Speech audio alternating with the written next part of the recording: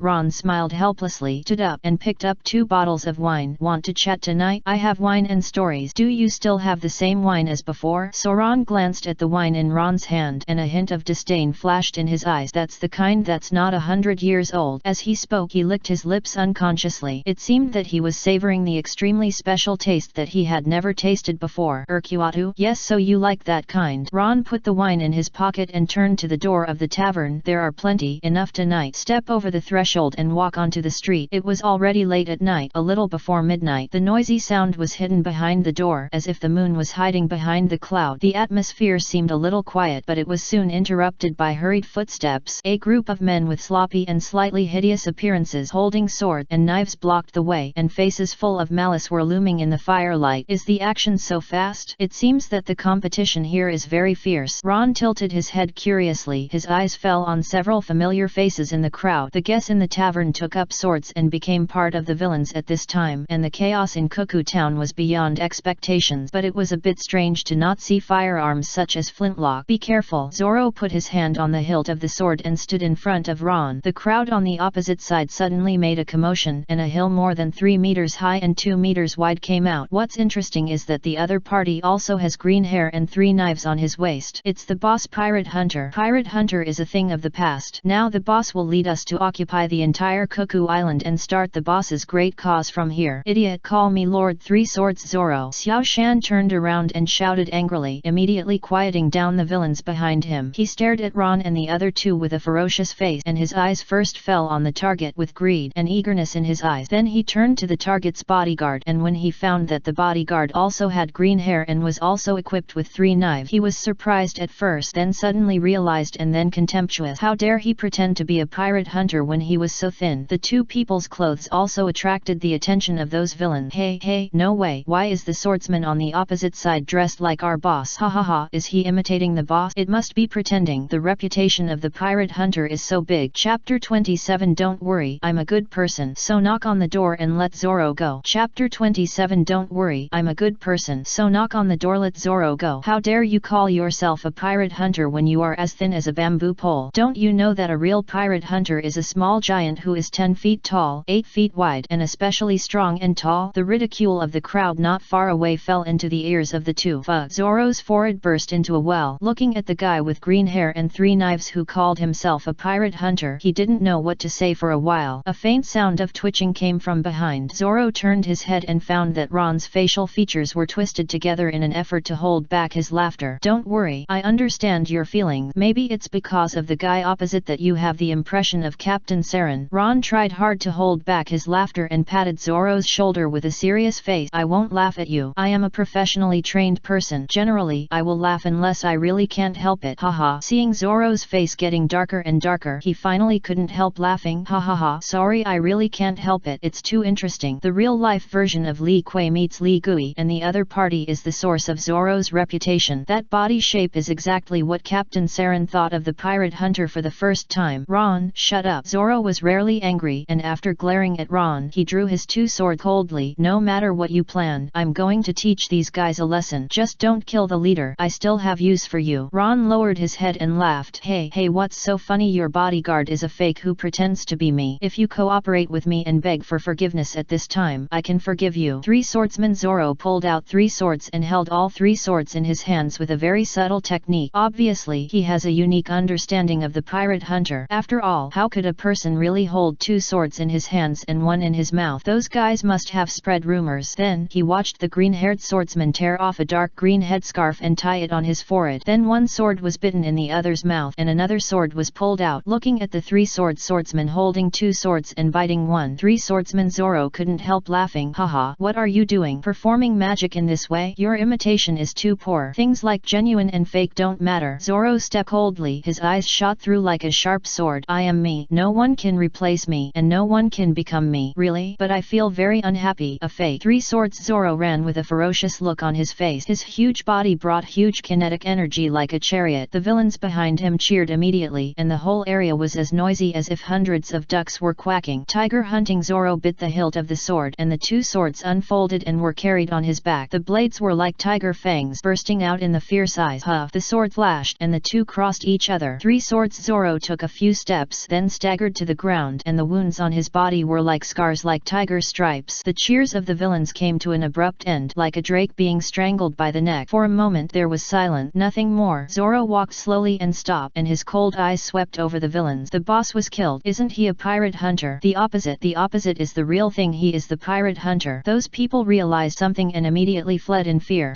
Zoro turned around disdainfully. When she looked up, she saw an orange-haired figure appearing from the second floor of the tavern, carrying a backpack and jumping down to the ground to look over here. When she found that Zoro was looking at her, she immediately turned around and disappeared into the alley next to her. That guy, a thief? Zoro retracted his gaze and walked to Ron's side. The other party poked the fake with a branch from nowhere. Hey, wake up! Hurry up and lead the way. Where is your lair? How much money have you hidden? Ron had set his sights on the other party's lair. He had already calculated that he would first plunder a sum of money and then inherit the other party's inheritance and then sweep the entire Cuckoo Town from the Black Boss. When he was almost done, he would get a boat and run away with the bucket. Fake good people, being troubled by villains and considering whether to fight back after being bullied, swallowing their anger for various reasons. Real good people twist off the villain's head before being troubled and tell them who has the biggest fist and who is in charge. What do you want to do? I'm a pirate hunter. The severely injured three-sword Zoro struggled, but when he saw the swordsman who cut him down, his movements immediately slowed down. Then he was slapped in the face and Ron grabbed the other's hair expressionlessly. Now tell me your real name. I'm a pirate hunter. My name is Zoro. Ha! Another slap came. This time it was Zoro with a dark face. Why don't you call me Jackie Chan? What's your name again? Ron increased the strength of his hands, holding the silver desert eagle on his waist with cold eyes. My name is Jackie Chan. This time three swords. Zoro chose to surrender, and then the cold muzzle of the gun was against his forehead. You made me call it that. But as a chill ran up from his tailbone to his forehead, he still cooperated and told the truth. My name is Zeke. I'm not a pirate hunter. I just pretended to be him because he is so famous. How could this person be more vicious than him? Zeke wanted to cry but had no tears. If I had known earlier, I would not have listened to my subordinates and come to grab this prey so that he would not be the first unlucky one. Very good. Don't look depressed. I'm a good person. Ron put on a friendly face and pushed the silver desert eagle in his hand into Zeke's forehead. Now tell me obediently, where is your nest? How many people are there? How much money is left at home? I have only been here for half a month and I haven't established myself yet. Zeke seemed to want to explain something, but when he found that Ron's face was getting colder, he immediately pointed the way. A small building, dozens of younger brothers, and about 2 million Baileys in savings. This is the foundation that Zeke built with the name of a pirate hunter. According to what he said, he planned to use this as a starting point to occupy the sovereignty of Cuckoo Island and carry forward the underworld industry. The current business is extortion, robbery, and occasionally some murder orders. If the development is good, we will turn to kill other competitors to operate casinos, bars, etc., and make them bigger and stronger to create glory. Then we will also include the nearby islands in the underworld map. As a result, the business collapsed halfway and ran into the genuine pirate hunter and Ron, who was fishing. When he came to Zeke's base, Zoro looked at Ron behind him and glanced at the wine in his hand. How are you going to get in? Knock on the door. Ron pointed to the door of the small building in a simple and straightforward manner. Let you go. I am a bodyguard, not a thug. Zoro frowned, looking a little dissatisfied. Tonight you can have enough Urquatu. Ron chose to raise the bet. Chapter 28. Times have changed, sir. Zoro wanted to refuse, but Ron gave too much. And these guys are really not good people, and they are still making trouble in his name. Zoro turned his head without saying a word and strode towards the small building. These bastards dare to use my name. It's time to make them pay for their evil deed. The swordsman with his double sword kicked the door open with great force, and the shouts of the thugs who didn't know the situation suddenly rang out. It was like setting off firecrackers, and in the blink of an eye, a thug crashed through the window and stuck on the windowsill with his head down. It's lively, and Zoro is still reliable. Ron chewed gum leisurely, and after pulling away, he held the silver desert eagle and pointed it at the back of Zeke's head. Don't move. You can survive after the incident is over. Yes.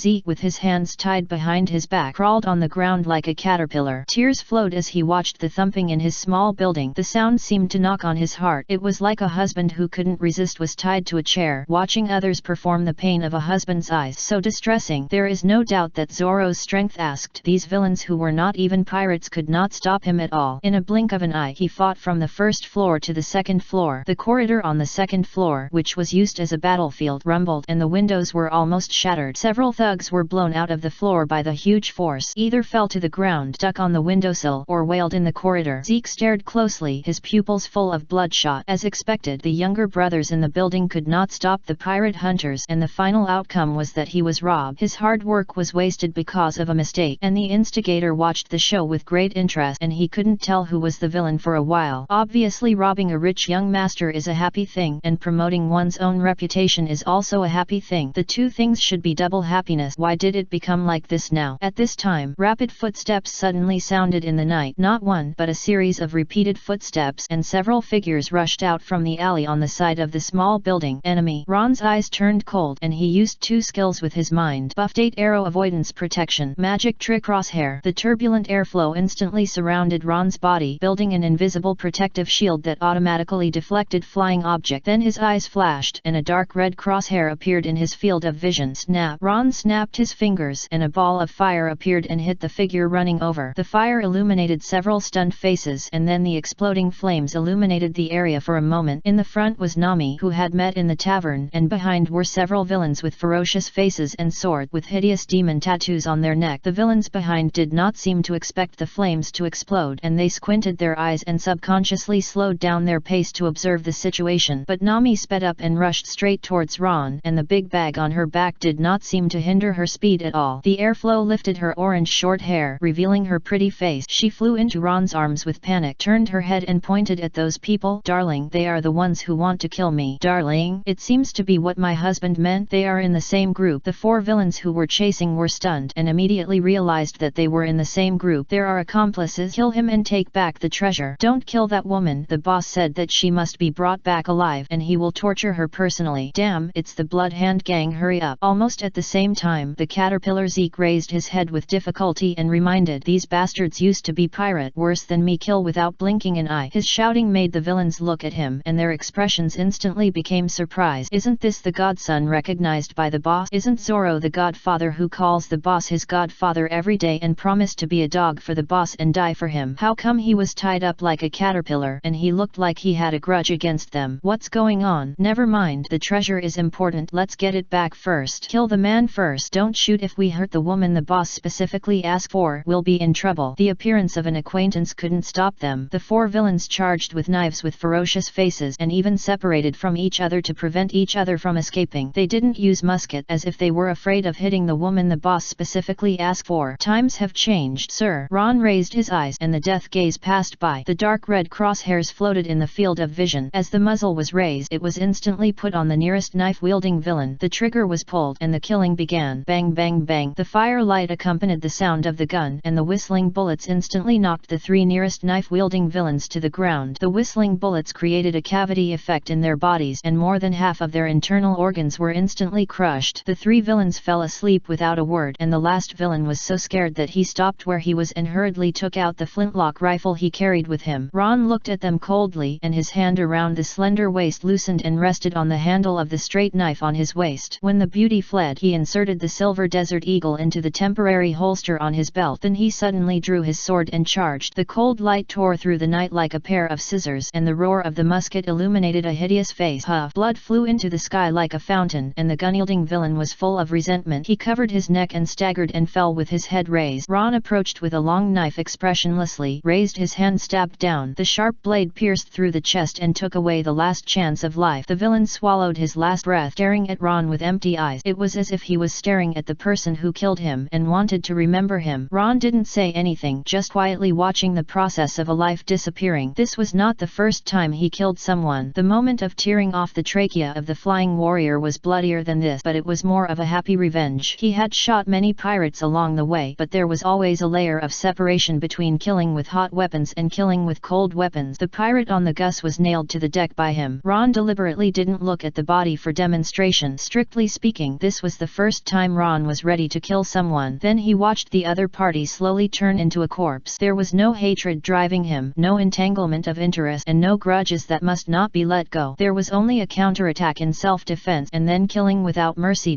He was adapting himself to the world, because when he saw the characteristic of the wanderer on the other shore of the world / the Tide Rider of Destiny and the wanted order issued by Sauron, Ron knew that no matter what, he could not return to a peaceful life. So he saved a bullet and tore the shackles on his heart in a wilder way. No matter the reason, no matter the consequence, just killing. Gradually, the inexplicable emotions surging in his heart disappeared. Ron also obtained the results of the experiment just now from waiting and observing. Chapter 29. What kind of storms and waves have I not seen? I really haven't seen. He charged very fast, so there was no evasive action, and the lead bullet hit its target directly. At that moment, Ron didn't feel anything. It was just that about a heard of the airflow surging around him disappeared, and the lead bullet was directly deflected by the airflow and hit somewhere else. As for why he was so sure, Ron looked back to the original position. Half of Zeke's face was buried in the mud like a caterpillar, and there was a brain hole on his head. Unfortunately, the deflected bullet killed the unlucky guy. The plan has deviated. Forget it. Anyway, he has been wanted by the Navy. Let's just use brute force to solve it. Ron shook off the blood on the blade and frowned when he put the knife back into the sheath. The weight of a certain part of the clothes was a little wrong. Could it be? Ron fumbled up and down for a while, and 5 fingers stretched out from the hole in the secret pocket. He confirmed a fact. The bag containing gems was gone. Considering that Nami had just been lying next to him for more than 10 or 20 seconds, it was probably stolen by this little thief. It's really interesting. Ron suddenly laughed. As a good man, he would forgive Nami for stealing his things without gratitude. After all, the fact that he was a pirate was exposed in the tavern, which would definitely arouse Nami's hostility. At best, he would just ask Nami to pay him back 100-fold. The roulette wheel needs chips converted from Bailey, and the chips needed to appear for the 4th grand prize are 10 million Bailey. It is easy to deduce the amount needed for the 5th grand prize from the previous rules. 100 million Bailey. That is not a small number, and it takes 50 targets like Zeke to make up this huge sum of money. The problem is that Ron doesn't have so much time to run around, and getting rich overnight is what he pursues. Unfortunately, Ron knows that Nami has been trying to cheat pirates out of money in order to buy the village. According to the timeline, it is at least 50 million Bailey. The hiding place is in the orange orchard in Kokosia village. As the creditor of the stolen gem, it is reasonable for Ron to go and take back the gem and collect some interest on the 100-fold repayment, right? Nami, who has already escaped, is still unaware that her hometown has been targeted. She is still immersed in the joy of success, slowly rowing the boat and shaking it away. The target of this attack seemed to have just completed a robbery and sold it for Bailey. So Nami took the opportunity to steal from the tavern in the chaos and got 3 million Baileys directly. There was also the bag of gems that she had just stolen from the rich young master. She also took the time to appraise the value. It is worth at least 5 million Baileys. Considering that pure gold and silver treasures may be suppressed by a law, it is impossible to collect 100 million Baileys. Nami usually changes them into cash and hides them at home, so she decided to go to the familiar island first, sell these gems, exchange them for Baileys, and then return to the village to hide them. It's almost there. There are nearly 70 million Baileys. Sell these gems and it will be more than 70 million Baileys immediately. If I work hard for another half a year, I will definitely be able to collect 100 million Baileys and buy the village. Nami rode slowly on the Vasi, her eyes full of hope for the future. She knew that life in the village of Kokosia, enslaved by a law, was difficult. Everyone seemed to have a sword hanging over their head, and they had to earn enough money before paying the protection fee. For this reason, she lived frugally and dared not spend money on medical treatment when she was sick, so she could only endure the hardship, because if she could not pay in full, there would be only one outcome: being ruthlessly killed like her mother. Adult paid 100,000 and children paid 50,000. This price is the price that Nami remembers most vividly. 100,000 berries bought her and her sister Nakiko's lives, and also caused the mother who had been taking care of them to lose her life. For revenge, she once tried to assassinate the culprit, the captain of the dragon pirate Arlong. Poison, traps, sharp blade, and even cannonballs were all ineffective against that monster. If it weren't for Nami's own talent as a navigator, she would have been killed for attacking Arlong. But the more this happened, the more Nami didn't want to give up. The tragedy repeated itself in the village of Kokosia. The villagers also asked the Navy for help several times, but those righteous people were slow to come and implement the justice they promoted. Nami decided to save the village by her own strength. When Arlong offered a price of 100 million berries, she agreed without hesitation. In order to collect this huge sum of money, Nami could do things she didn't like before, such as stealing, cheating, etc. For example, Mr. Ron, whom she just met, could be confirmed to be a pirate by what she saw in the tavern. Although she didn't know why it was 100 Baileys, the more Nami saw the filthiness of pirate, the more she knew that those who could become pirates were villains who had killed people. Just like just now, she clearly saw Ron was cold and quick when he killed people. He was definitely not a naive rich young man, so she acted directly. Of course, she still had a bottom line. She would not steal, cheat, or defraud anyone other than pirates and villains. Even if she succeeded, she would be no different from pirates, like a long tear. The tip of the straight knife rubbed against the hard ground, creating a trail of spark. Ron dragged the blood-stained straight knife up the stairs leading to the second floor, and behind him was the silent first-floor hall. Zoran usually only used one knife to cut people, which resulted in many people surviving by chance. Ron happened to meet them when he entered the sect, and he interrogated these people and got some information about Cuckoo Town. Then he helped them because they seemed to be in pain. Nothing special, just something that hurt the heart. Everyone will die one day, and these scum villains need a little help. As a good man, how could Ron just let it go? He climbed the stairs to the second floor, doing good deeds every day while going up. When the number reached 47, Ron also found Zoran. The other party was standing at the door of a room. His face was a little ugly, and there was a very strong smell of blood coming from that side. Ron's nose twitched and sniffed the blood in the air. Compared to the blood smell on the lower floors, the blood smell here was much heavier. He walked straight over and asked, "What's wrong?" "Dead people." Zoran answered briefly and looked at Ron without moving his feet. "Warning, are you sure you want to see it? What storms and waves have I not seen?" Ron frowned and moved over to see a cold wooden table. There was a person tied on it with a painful and twisted expression, frozen in the last moment of his life. The cause of death was simple. His belly was open. The valuable things inside were placed in a box with ice cube, and the blood smell flowed from the person's body and dyed most of the wooden table red. Ron was silent for a moment. "I have never seen any storms. I really have never seen it. There is no doubt that this is a project about disassembling and reusing human body part. The author has seen it. A very bloody video. That is, the knife is cut directly without anesthesia. After watching it, I couldn't sleep that night and always felt a dull pain in my side abdomen." Chapter 30. A small hand. Sharingan. In his previous life he had only seen the text in the news about northern Myanmar, and never thought that there was such a business in the world of One Piece. Thinking carefully, it seems that when his predecessor committed suicide, he was afraid that he would be dismantled for parts if he could not pay back his debt. In his memory, the customers of the business run by the swaying take seemed to be overseas. "I don't know if there is any connection with this place. However, it seems that there is no condition for organ transplantation in this era."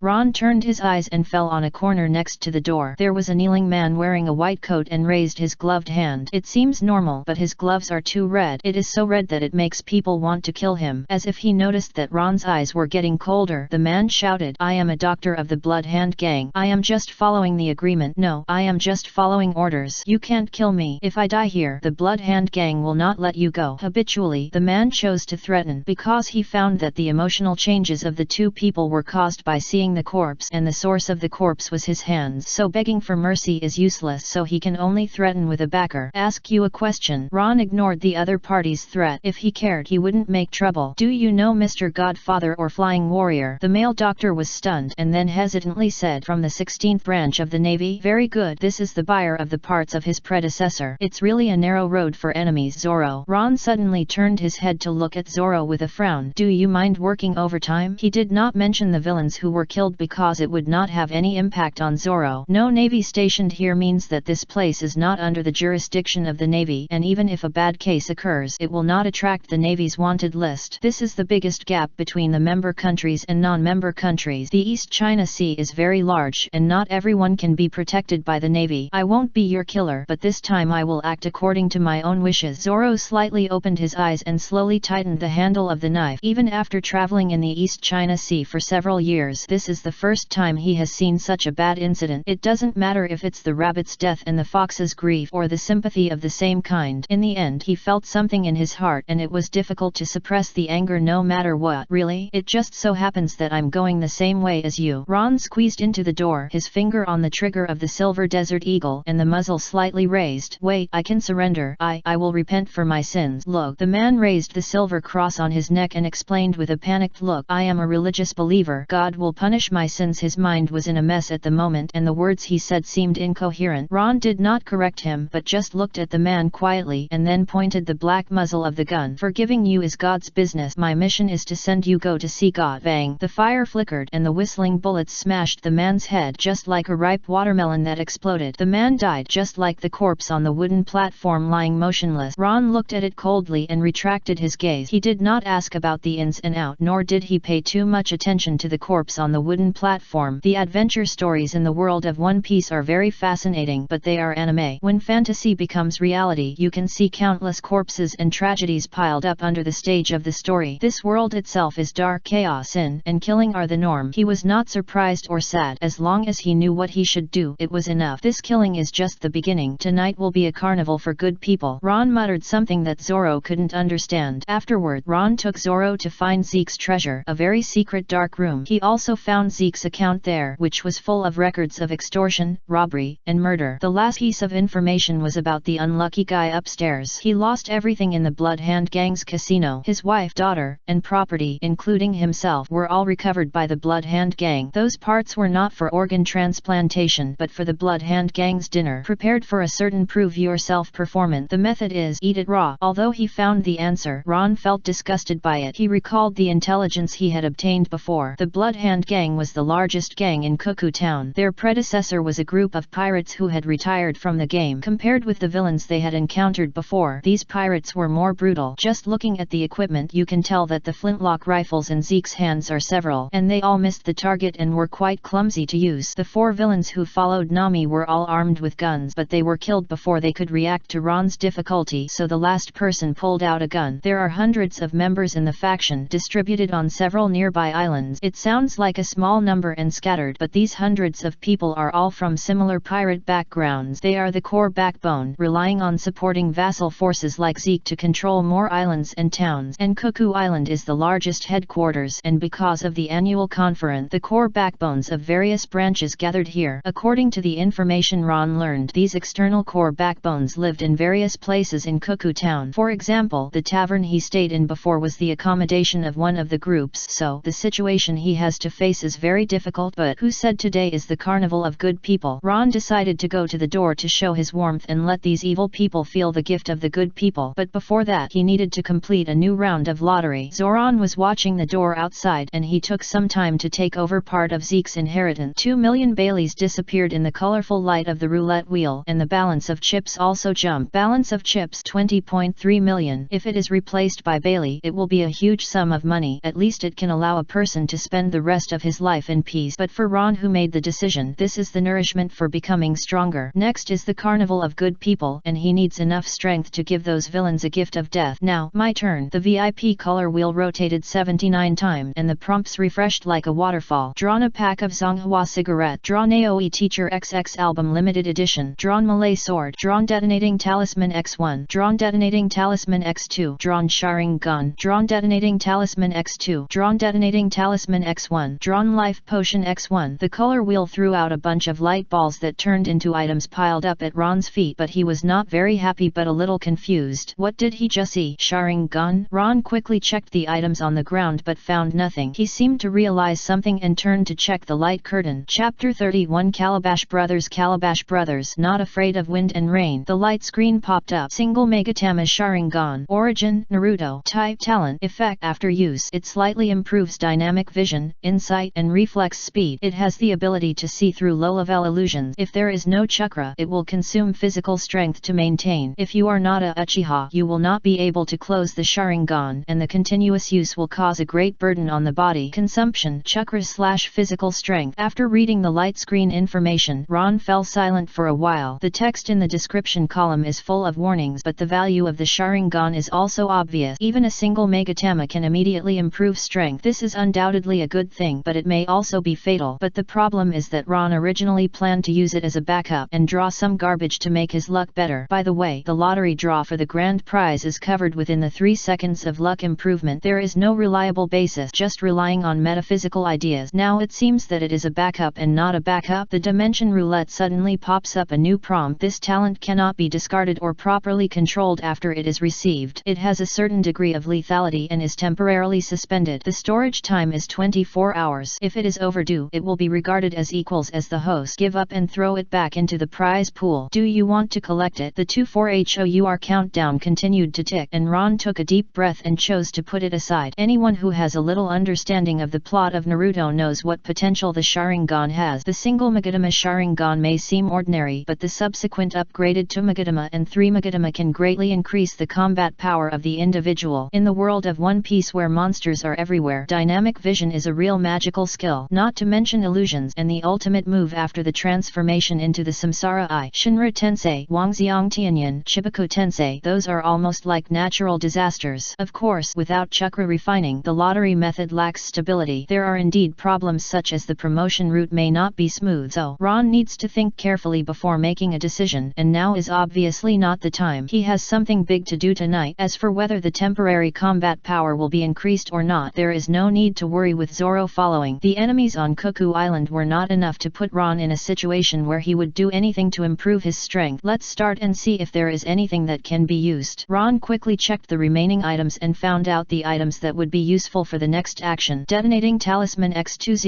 Origin, Naruto. Type Consumables. Effect activated with chakra or ignited directly with flames. It will produce a high power explosion. Consumption, none. Note: art is explosion boom. Pure explosives, if used properly, should be able to cause great result. The accumulated number of 20 lottery tickets can be used as a regular mean. Life Potion X1. Origin, Rune Land. Type Magic Consumables. Effect after use, it will continuously restore the user's life force to a small extent. Consumption, none. Recovery medicine for the League of Legends game, but the description is very vague. It is unclear how much recovery it can do. However, this kind of medicine that takes effect immediately and lasts for a long time is still very useful to Ron. After all, he does not know medicine and does not have a doctor partner. Malay Sword. Origin, Crossfire. Type Weapon. Effect extremely hard and sharp. The blade can cut the steel tube of a musket. Consumption, stamina. Note: this is a murder weapon that has killed countless people, and it is full of the resentment of the Zero Krypton Knife Party. A new weapon to replace the straight knife. The original knife has begun to bend a little because of chopping people. After all, it is not a magic weapon, but just an ordinary straight knife. He feels okay. As for a teacher's album, Ron quietly put the album away. The teacher's words and deeds should be well kept. 7,900,000 Baileys in exchange for the Sharingan talent, a red bottle, a good weapon, and 20 powerful detonating talismans, and a bunch of items that seem to be useful but don't know where to use them. He felt it was acceptable. After all, his luck was not that of an emperor who could get whatever he wanted. The effect in favor of the lucky lighter had not been triggered yet. While his hands were still hot, Ron took out a silver lighter and cigarette. Click. The flame lit the cigarette, and the favor of the goddess of luck came again. Today's goddess also had coconut breath. He almost instantly started the second round of lottery, and this time there was only one chance. The colorful roulette wheel was spinning wildly, and the brilliance was far more dazzling than the previous grand prize. A stream of light was thrown out in an instant and landed on Ron. The prompt of the dimensional roulette flashed. Grand prize triggered. Already drawn template Hilawa Sanwa. Rarely, Ron saw the exclamation mark in the prompt, which seemed to be absent before. The light curtain prompt of the dimensional roulette wheel appeared. Character template Calabash Brothers Sanwa. Origin, Calabash Brothers. Type template. Effect after use, the physique will be transformed into the Sanwa template, and the parameters of all attributes will be increased slightly to greatly according to the attributes of the main body, and the Vajra indestructible characteristic will be constant. It can ignore the attacks of ordinary sword, guns, arrows, and cannon. Consumption, physical strength characteristic Vajra indestructible.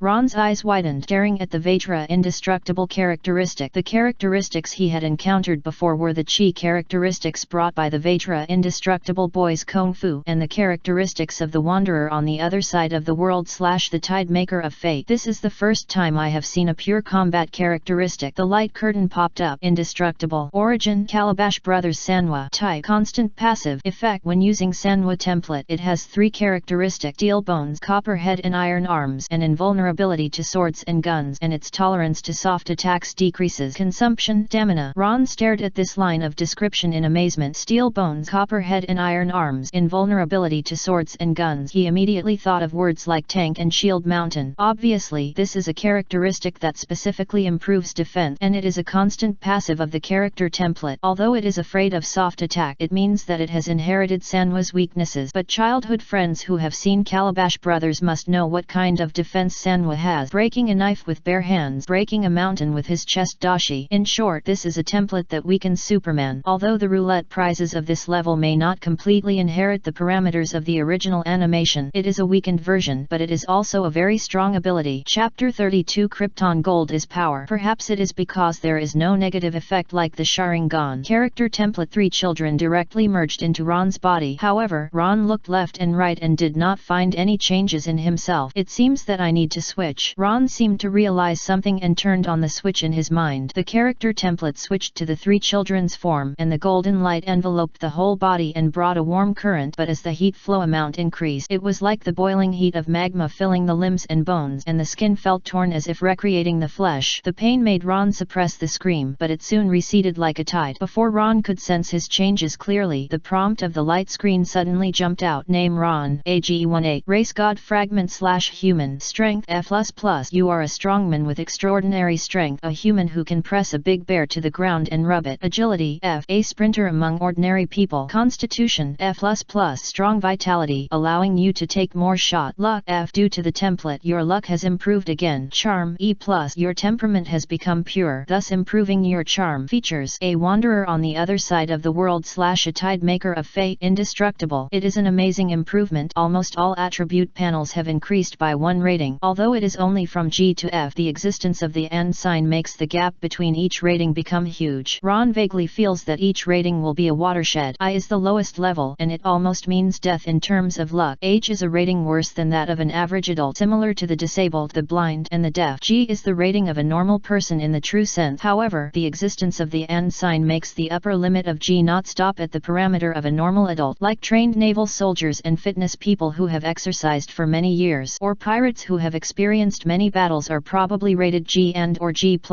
An F may be a low-level officer in the Navy outside the headquarters, or a pirate with a bounty of hundreds of thousands to more than 1 million on the sea. Of course, this is Ron's guess, and his real full strength should be double E of strength and body. Ron suddenly raised his hand and clenched his fist, and the chi was running through his body. Strength +3, Constitution +2. The data on the attribute panel changed again. Name Ron, AG18, Race God Fragment / Human, Strength E. You can easily lift a stone as high as 2 people, and a mace weighing more than 100 kilograms is as light as a feather in your hand. Agility F, speedy among ordinary people. Constitution E, your life is as tenacious as a dinosaur, and you can withstand dozens of flintlock gunshots without dying. Luck F, due to the template your luck has improved again. Charm E+, your temperament has become pure, thus improving your charm. Features: a wanderer on the other side of the world / a tide maker of fate. Indestructible. Awesome. However, I am not educated, and I can travel the world with just 1 word. Ron said awesome, and he could feel the surging power flowing through his body. With the blessing of the chi of the indestructible boy's body, Ron's strength and physique jumped to E level. Although from the perspective of the jump it is only 1 level, but considering that the increase of chi is in the form of points rather than ranks, it should be that the gap in the middle is too large, so it is only 1 level. That is, from F++